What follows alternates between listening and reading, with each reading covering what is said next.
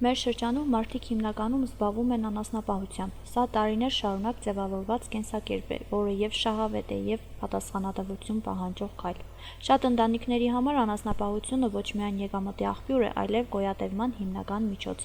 Ամեն օր սկսվում է վաղ առավոտյան խնամքով ու հոգատարությամբ, քանի որ կենդանիների բարեկեցությունը անմիջականորեն կապված է ընտանիքների ապագայի հետ։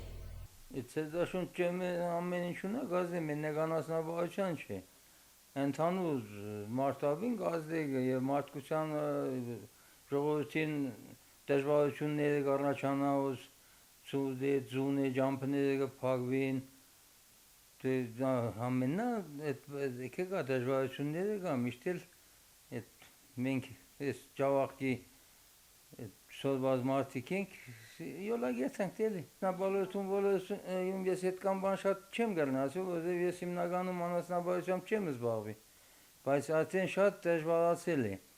որովհետև այստեղ չոբան չկա դժվարացել է արդեն ամեն խոդը հայթայթել է ես հիմնականում որ մեղվաբարությամբ կզբաղվեմ ես անասնապահությամբ այդքան շատ չեմ հետաքրքրվի մնացած չգիտեմ ես ինչ մարդիկ ստեղծել են այն պայմաններով իրենց կուտա բայել է բայց այստեղ օրինակ մեր այս ռեգիոնը արդեն ռայոնի մեջ շատ դժվար է բայել որովհետև չոբան չկա շատ դժվար է անասունները քնելը այդքանում ես կրնամ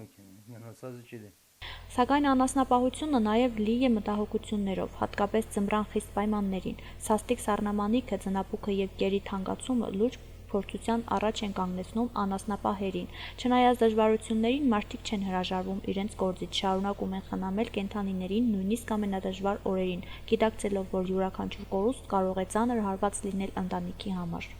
Ձմեռվա պուկ ու պորանը ժողովրդին համար անհանգստություն է, քանի որ մարդիկ անասուն կպային, կզբաղվին անասնապահությամբ, այդ անասունին խնամելը ահագին դժվարություն է ձմեռվա ժամանակներում։ Գուն թափիլը, ջերիլը, խոտը բերիլը, այդոնք սա պատճառներ են, որ մարդուն անհանգստացնեն, բայց քանի որ մենք զբաղված ենք այդ անասնապահությունով, մեզ համար ինչ որտեղ հաճույք է զբաղվել այդ անասուններուն հետ։ Առաջվա ձմեռները չկա, այդ ձունը դասի ես որ հերանցս տունը կավրեի մետր կես զունկեներ մակրեիգը բայց մակրել չկա մեր դերգիցները ինչ որ եկել այդ մանա կերտա վանաս չտալ ինչ են վերեն գալատին չես կնա կայնեսն է այդ կետ մանա ինչ են Չնայած ձմռան ծանր պայմաններին մարդկանց մտքերն արդեն ուղղված են գարնանը։ Գարունը նոր հույս է, նոր սկիզբ ու սպասում, արոտների կանաչում, կենդանիների ավելացում և աշխատանքի պտուղների տեսանելի արդյունք։